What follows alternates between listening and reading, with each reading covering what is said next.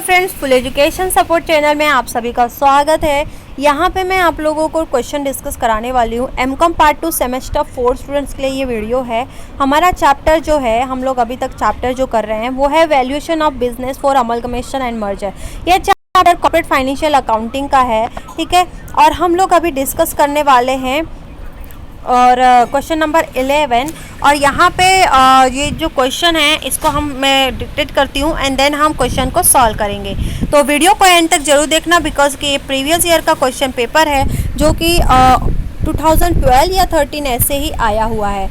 तो मुंबई यूनिवर्सिटी का ये क्वेश्चन है और इसको हम इस चैप्टर से रिलेटेड डिस्कस करेंगे। ये 15 मार्क्स का क्वेश्चन है, ठीक है। The following particular of Amber Limited as on 31st March 2012 are available. The 1 lakh equity share of ₹100 is fully paid. Then जो जिसका अमाउंट 10 लाख है और 10,000 12% preference share of ₹100 is fully paid, जो कि यहाँ पे 10 लाख है और यहाँ पे 1 करोड़ है शायद, ठीक है। हाँ, 1 करोड़ यहाँ पे है। फर्स्ट पॉइंट में 1 करोड़ है और यहाँ पे आपका 10 लाख है। देन सिक्योरिटीज़ प्रीमियम भी दिया है जो कि 11,50,000, प्रॉफिट एंड लॉस अकाउंट भी दिया है 33,58,000 एंड जनरल रिजर्व आपको दिया गया है 18,85,000। करंट लाइबिलिटीज़ दी है जिसमें क्रेडिटर का अमाउंट था 31,20,000 एंड बिल्स पेएबल का अमाउंट है 10,60,000, जिसका टोटल 41,80,000 है। एवरेज प्रॉफिट आफ्टर टैक्स जो कि फॉर लास्ट 3 सालों का है, जिसका अमाउंट है 5,85,000। देखो यहाँ पे एवरेज प्रॉफिट आफ्टर टैक्स भी दिया है। 20% of profit after tax is transfer to general reserve. देखो यहाँ पे लिखा है ट्रांसफर टू जनरल, इस ट्रांसफर वर्ड को ना ध्यान दो। ट्रांसफर टू जनरल रिजर्व जो जिसका यहाँ पे 20% बोला है कि ट्रांसफ़र कर दिया गया है प्रॉफिट आफ्टर टैक्स, ठीक है, जनरल रिजर्व में। और फिक्टिशियस एसेट दिया है 80,000। नॉर्मल रेट ऑफ रिटर्न दिया है 10%। अब आपको क्वेश्चन बोल रहा है कि कंसिडर द अबव इंफॉर्मेशन। आप इस इंफॉर्मेशन को ध्यान में रखिए और compute the value of equity share. आप इक्विटी शेयर की वैल्यू कंप्यूट करिए, इक्विटी शेयर की वैल्यू निकालिए, ठीक है। आपको यहाँ पे मेथड बताए गए हैं कि पहला आपको एसेट बैकिंग मेथड से करना है। एसेट बैकिंग मेथड मतलब कि ये कौन सा मेथड हो गया, एसेट बैकिंग मेथड।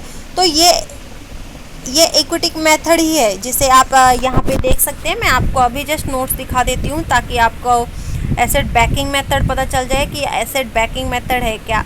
और बुक में ऑलरेडी अवेलेबल है ये सारी चीज़ें। आपको नेट एसेट मेथड को ही एसेट बैकिंग मेथड बोलते हैं। ये देख सकते हैं asset banking, net asset method को आप एसेट बैकिंग मेथड भी कहते हैं। और क्या क्या कहते हैं तो यहाँ पे ये देख सकते हैं इंटरेस्टिंग वैल्यू, ब्रेकअप वैल्यू, इनको भी वही बोलते हैं, ठीक है। तो ये चीज़ याद रखना, बिकॉज कि कभी कभी आपको एग्ज़ाम में इस तरीके से पूछ सकता है कि आपको याद रहना चाहिए। नहीं तो पता चला आप बोलोगे मैंने तो नेट एसेट मेथड किया और पता नहीं ये क्वेश्चन कहाँ से आ गया। तो इसलिए नेट एसेट बैकिंग मेथड मतलब नेट एसेट मेथड कहा गया है। और यील्ड मेथड भी कहा गया है। यील्ड मेथड का मैंने देखो वीडियो बनाया था, वहाँ पे मैंने बोला था, वहाँ पे ट्रांसफ़र से रिलेटेड मैंने वर्ड को बहुत फोकस किया था। अभी क्वेश्चन पढ़ाते समय भी मैंने फोकस किया, उस वर्ड को ध्यान दीजिएगा। Fair value method, fair value method जो कि जिसमें गुडविल को इग्नोर करना है, जो कि वैल्यू ऑफ बिजनेस ही निकालनी है हमें, और कंप्यूट करना है वैल्यू ऑफ बिजनेस, ठीक है। तो इन 3 मतलब कि आपको एसेट बैकिंग मेथड करना है, यील्ड मेथड करना है, फेयर वैल्यू मेथड करना है और फिर कंप्यूट करना है वैल्यू ऑफ बिजनेस। कैसे करोगे तो देखो, वैल्यू ऑफ शेयर निकालने के लिए पहले लिख दो भाई value of share, particular rupees लिख दो। Net asset value, net asset method निकालने का है तो नेट एसेट वैल्यू लिख दीजिए।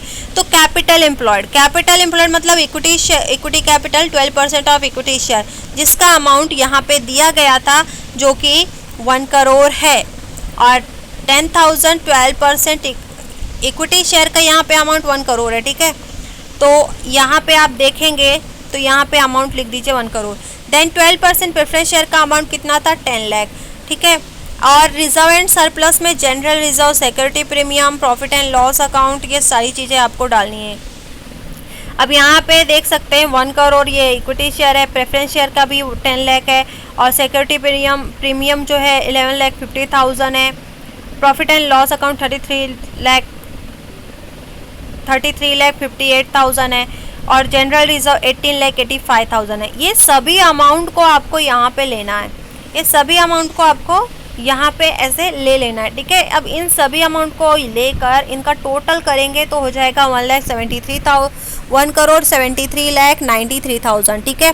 1,73,93,93,000 ये आपका आ गया अमाउंट, ठीक है, इनका टोटल आ गया। उसमें से लेस कर देना है फिक्टिशियस एसेट, जो कि क्वेश्चन में मुझे 80,000 दिया। मैं आपको दिखा देती हूँ क्वेश्चन में, यहाँ पे आप देख सकते हैं नीचे साइड फिक्टिशियस एसेट 80,000, 9 वाला पॉइंट आप देख सकते हैं, ठीक है। तो यहाँ पे 1 से लेके 5th पॉइंट जो है जनरल रिजर्व तक पूरा ऐड करना है और उसमें से फिक्टिशियस एसेट माइनस कर देनी है, ठीक है। ये चीज़ कर दी। अब उसके बाद क्या करना है, जब आप माइनस करेंगे 1,73,93,93,000 में माइनस करना है 80,000, तो आपको मिलेगा 1,73,13,000। ये जो आया ये आपका नेट एसेट है, मतलब बिजनेस का ये टोटल इतना एसेट है। अब उसमें से प्रेफरेंस वालों को देना है, क्योंकि प्रेफरेंस वालों, देखो owner of the company equity share है, प्रेफरेंस वाले नहीं है, ठीक है। तो इसलिए प्रेफरेंस वालों को, अगर कंपनी बंद हो रही है फिर कुछ भी हो रही है, लेकिन प्रेफरेंस वालों को तो उनका पैसा देना है। तो यहाँ पे प्रेफरेंस शेयर होल्डर को जो है अमाउंट वो लेस करना है। तो प्रेफरेंस शेयर होल्डर्स का अमाउंट 10 लाख है। देखो हमारा ऑलरेडी हमने लिखा भी है क्वेश्चन में, आप देख सकते हैं यहाँ पे लिखा है ना 10,000 12% प्रेफरेंस शेयर, जिसका यहाँ पे 10 लाख अमाउंट है, वही अमाउंट यहाँ पे ले लिया गया है। तो यहाँ पे अभी प्रेफरेंस लेस हो गया, तो अब आपको मिला उसका 1,73,13,000 में 10 लाख माइनस किया तो 1,63,13,000 अमाउंट आया। ये जो अमाउंट है इसको नाम देंगे net asset of equity share holder, मतलब कि टोटल अब इतना नेट एसेट है इक्विटी शेयर होल्डर के पास। अब वैल्यू पर शेयर निकालने के लिए वैल्यू पर शेयर मतलब कि यहाँ पे अगर इसकी वैल्यू पर शेयर देखी जाए तो इसमें आपको कट करना होगा 3 जीरो, मतलब कि इसको डिवाइड करना है, नंबर ऑफ इससे डिवाइड कर देना है। तो डिवाइड करेंगे तो आपको मिल जाएगा, जैसे कि यहाँ पे 100 ईच है तो डिवाइड करना है। तो इस तरीके से जब आप डिवाइड करोगे तो मतलब कि 1000 से आपको डिवाइड कर देना है, ठीक है। तो ना वैल्यू पर शेयर मिल जाएगा। और वैसे भी मैंने आपको फॉर्मूला बताया था वैल्यू पर शेयर निकालने का, ओके। फिर भी मैं आपको बता देती हूँ। और नेक्स्ट जो है वो है हमारा यील्ड मेथड। यील्ड मेथड मैंने आपको पहले ही बताया, जहाँ पे एवरेज प्रॉफिट आफ्टर टैक्स आपको दिया गया है, जो कि फ्यूचर मेंटेनेबल प्रॉफिट माइनस करना है उसमें से बिजनेस वाला अमाउंट। तो फ्यूचर मेंटेनेबल प्रॉफिट का अमाउंट कितना है, तो फ्यूचर मेंटेनेबल प्रॉफिट का अमाउंट फ्यूचर मेंटेनेबल प्रॉफिट हमने निकाला नहीं है, अभी हमें निकालना है और यील्ड मेथड में वो निकालेंगे हम। और उसमें से ये जो बिज़नेस वाला अमाउंट है जो कि 1,63,000 बिज़नेस वाला अमाउंट है 1,73,13,000। तो यहाँ पे देखिए value capitalisation of future maintainable profit निकालने के लिए future maintainable profit multiply 100 divide NRR।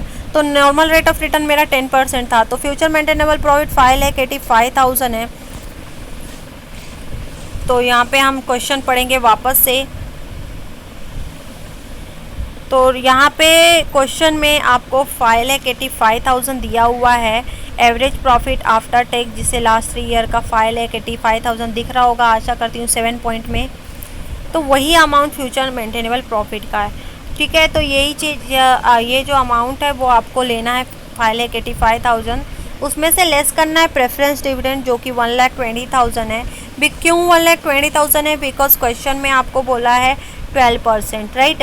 तो 10,000 मल्टीप्लाई 100 करिए तो 10 लाख हो गया, 10 लाख का 12% तो 1,20,000। इस तरीके से आपका अमाउंट आ गया। तो 1,20,000 प्रेफरेंस डिविडेंड हो गया और उसका लेस कर देना है आपको transfer to general reserve. General reserve भी आपको ट्रांसफ़र करना है। पहले तो आप 5,85,000 में माइनस कर दीजिए 1,20,000, तो 4,65,000 मिलेगा। उसमें से आपको transfer to general reserve minus करना है। तो जनरल रिजर्व का यहाँ पे आप देख सकते हैं, यहाँ पे 20% प्रॉफिट आफ्टर टैक्स का बोला है टू जनरल रिजर्व, मतलब प्रॉफिट आफ्टर टैक्स का ट्रांसफ़र कर दिया जनरल रिजर्व में। मतलब कि यहाँ पे 4,65,000 का आपको करना है, इसका परसेंटेज करना है। कितना परसेंटेज बोला है आपको, तो यहाँ पे बोला है 20%। 20% बोला है, तो इसलिए आप क्या करोगे, 4,65,000 में 20% कर दोगे तो 1,17,000 मिलेगा। अब माइनस करो, 4,65,000 में 1,17,000 माइनस किया तो 3,48,000 हो गया। अब आपको future maintainable profit for equity share holder जो अमाउंट है आपका 3,48,000, ठीक है। और रेट ऑफ एफएमपी 3,45,000 डिवाइड कर दीजिए 1 करोड़ जो कि आपका था इक्विटी शेयर होल्डर का अमाउंट, और फिर मल्टीप्लाई करना है 100। तो आपको जब आप इस तरीके से कैलकुलेट करेंगे तो आपको कुछ अमाउंट मिलेगा जो कि 3.48 मिलेगा, ठीक है। अब फ्यूचर मेंटेनेबल प्रॉफिट निकालने के लिए future maintainable profit multiply 100 divide करना है पेड अप इक्विटी कैपिटल। तो 3 वैल्यू पर शेयर निकालने के लिए मुझे क्या करना होगा, वैल्यू पर शेयर निकालने के लिए देखो यहाँ पे वापस हमें वैल्यू पर शेयर निकालना है। तो कैसे करने का, वैल्यू पर शेयर 3.48 डिवाइड करना है 10 मल्टीप्लाई करना है 100। तब जब ऐसा करेंगे तो आपको वैल्यू पर शेयर मिल जाएगा। आप करके देखिए, यहाँ पे 34.8 आ गया। अब आप क्या करोगे, एक और फॉर्मूला है आपका, rate of FMP multiply amount of paid per share divide normal rate of return. तो उसके थ्रू भी आपको इतना ही अमाउंट मिलेगा 34.48, ठीक है। और फिर उसके बाद क्या करना है, तो आपको फेयर वैल्यू निकालनी है। तो फेयर वैल्यू आपको बोला था क्वेश्चन में, तो net asset plus yield method add करेंगे, डिवाइड 2 करेंगे तो आपको फेयर वैल्यू मिलेगा। तो नेट एसेट में 163.13 आपका आया, और प्लस करना है यील्ड का कितना है 34.8, डिवाइड कर दो 2 तो आपको 197 मतलब कि 197.93 आ गया। अब इनको ऐड कर दो, ये जो अमाउंट है इनको ऐड करो तो आपको 98.963 मिला। अब वैल्यू ऑफ बिजनेस भी बोला था, तो नेट एसेट वैल्यू कितनी है 1,73,13,000। आप देख सकते हैं यहाँ पे अमाउंट है नेट एसेट का बिजनेस वाला, और उसमें से कैपिटलाइज ऑफ एफएमपी करना, तो future maintainable profit multiply 100 divide NRR. तो 5,85,000 एफएमपी था, मल्टीप्लाई 100 डिवाइड 10 तो 58,50,000 हो गया। 58,50,000 ये आपका आ गया वैल्यूएशन ऑफ बिज़नेस। तो इस तरीके से आपका वैल्यूएशन ऑफ बिज़नेस भी हमने निकाला। तो इस तरीके से इस क्वेश्चन को सॉल्व किया। यहाँ पे क्या चेंजेस किया हमने, क्या यहाँ पे देखा क्या है हमने, तो यहाँ पे कुछ ऐसी चीज़ें हमने देखी जो कि बहुत ही, सबसे पहली चीज़ हमने यहाँ पे वैल्यू पर शेयर निकाला। वैल्यू पर शेयर का जैसे यहाँ फॉर्मूला है वही फॉर्मूला वहाँ पे भी अप्लाई होगा। यील्ड मेथड किया, यील्ड मेथड में देखो यील्ड मेथड का यही फॉर्मूला है हमेशा, एवरेज प्रॉफिट आफ्टर टैक्स, उसमें से माइनस करने का प्रेफरेंस डिविडेंड, और जो ट्रांसफ़र करने का था अमाउंट वो ऑलरेडी क्वेश्चन में दिया रहता है। तो इस तरीके से यील्ड मेथड हो जाता है, जो कि आपका 3,48,000 यील्ड मेथड से आ गया। फिर उसके बाद में आपने FMP for equity share holder का निकाला, देन उसके बाद फेयर वैल्यू निकाल दी। तो इस तरीके से हमने इस क्वेश्चन को किया। आशा करती हूँ कि आपको ये जो क्वेश्चन है, ये क्वेश्चन अक्टूबर 2012 में आया था और ये क्वेश्चन आपको पसंद आया रहेगा। प्लीज़ गाइस शेयर करिए अपने फ्रेंड सर्कल में। स्पेशली मैंने ये क्वेश्चन मनन प्रकाशन की बुक से लिया है। आशा करती हूँ आपको लेक्चर समझ में आया रहेगा। अगर समझा है तो प्लीज़ मुझे कमेंट करिएगा। Any doubt regarding this question आप मुझे कमेंट कर सकते हैं। Thank you so much for watching this video.